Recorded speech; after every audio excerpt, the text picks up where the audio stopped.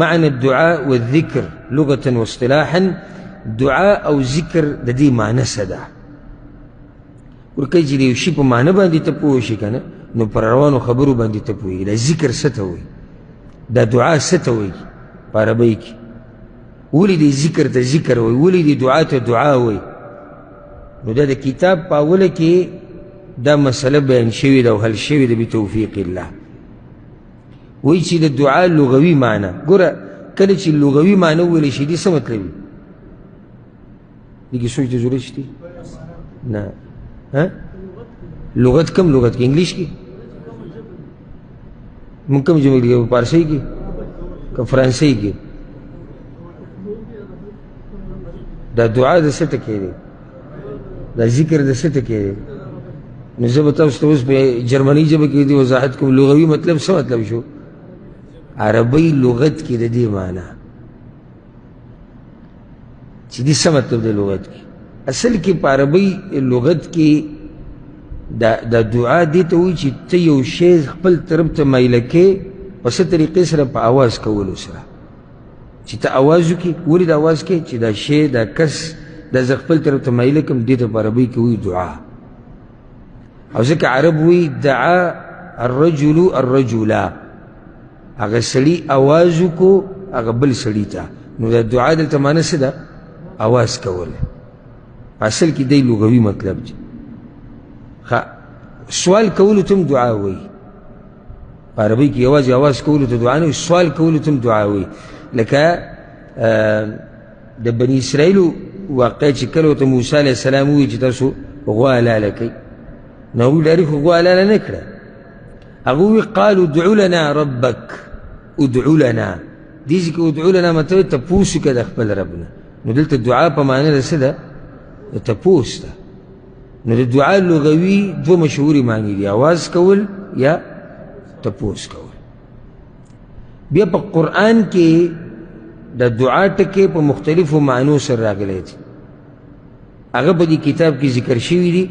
یعنی که څوک د فایدې دپاره هغه بیا که څه غواړي نو ځان له کتلی شي چې د دعا په قرآن کې په کومې معنی سره استعمال شوي په ډېرو معنو سره استعمال شوي خو زموږ دپاره پکې مقصدي هغه دا ده دعا په معنی د رابللو موږ چې دعاګانې غواړو د الله نه نو څه کوو الله رابلو که لا تجعلوا دعاء الرسول بينكم كدعاء بعضكم بعضا الله وی مگر زوی بلنه د پیغمبر په خپل منځ کې په شان د بلنې د بعضو ستاسو بعضو لره یعنی پیغمبر چې رابلی نو په داسې اوازونو یې مه رابلی او په داسې نومونو یې مه رابلی لکه څنګه چې تاسو خپل منځ کې لګیا نو موږ رابلو الله ځکه دعا ته دعا وایي الله سوي وادعوا شهداءكم من دون الله الله وی کافرانو ته که د قرآن باره کې تاسو شک کیئ د دې په شان قرآن بل راوړئ ځه یا د دې قرآن د صورت په شان یو صورت راوړئ او مرسته وغواړئ د مددګارانو خپلو نه نو دعا کله په دې معنی سره هم استعمالېږي مرسته غوښتل نو موږ چې دعا د الله نه غواړو نو موږ د الله نه څه غواړو مرسته غواړو دغه شان دعا بندګۍ ته وایي د الله عبادت ته ولا تدعو من دون الله او تبې د الله نه بندګي مه کوه د هغه چا ما لا ينفعك ولا يضرك چې نه تاله فایده درکولی شي نه تاله نقصان دې کې دعا په معنی د بندګۍ ده نو دعا بندګي دعا رابلل دعا مرسته غوښته دې نورې معنی هم دي چې د کتاب کې ذکر شوي دي که څوک بیا فایدې دپاره دغه زده کول غواړي نو دا هم فایدهمند خبره لنډه معنی دا ده په اصطلاح کې دعا څه ته وایي په ډېرې عجزۍ سره محتاجۍ سره په خشوع او خضوع او ذلت سره د الله نه غوښتنه کول دې ته دعا وایي که چا درنه تپوس وکړي چې دعا څه ته وایي لنډه معنی ماته وکړه نو لنډه یې دقه معنی ده او دقه مطلب دی چې په عجزۍ سره په انکسارۍ سره د الله په مخ کې ځان ذلیله کولو سره په خشوع او خضوع سره د الله نه غوښتنه کول دې ته څه وایي دې ته دعا وایي بیا معنی ذکر کړې ده د ذکر یعنی دغه معنی د دعا وه اوس معنی د ذکر کوي چې دا ذکر څه ته وایي نو وایي چې په لغت کې ذکر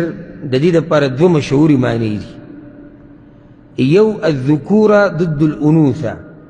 یعنی یو هغه ذکر دی چې هغه د مؤنث په مقابله کې راځي، دلته هغه مطلب نه دی. یو دی الذکر ضد النسیان، د هیرولو په مقابله کې یادول، دې ته ذکر وایي. نو د ذکر لغوي معنی ده یادول. د ذکر لغوي معنی څه ده؟ یادول. او په اصطلاح کې ذکر څه ته وایي؟ ځان خلاصول.